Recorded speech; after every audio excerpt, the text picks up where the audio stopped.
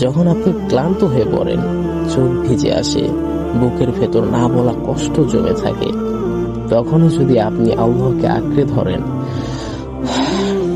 নিঃশব্দে বলেন, হে আমার রব, আমি শুধু তোমার উপর ভরসা রাখি, তখন দেখবেন পথটা যেন কেমন সহজ হয়ে যাচ্ছে।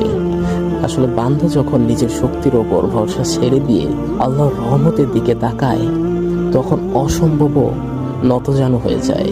এই যে ভাবুন না, হযরত ইব্রাহিম আলাইহিসসালাম আগুনে পড়েও পুড়ে যাননি, কারণ তার অন্তরে ভয় ছিল না, ছিল শুধু রবের ওপর নির্ভরতা, বিশ্বাস। সেই আগুনই আল্লাহর হুকুমে শান্তি আর ফুলের বাগান হয়ে গিয়েছিল। আপনিও যদি আজ ভেতরে ভেতরে পুড়ে যান, মনে রাখবেন আল্লাহ চাইলে সেই আগুনই আপনার জন্য জান্নাতের সুবাস হয়ে যেতে পারে। শুধু বিশ্বাস রাখুন, তিনি কখনো বান্দাকে একা ছেড়ে দেন না।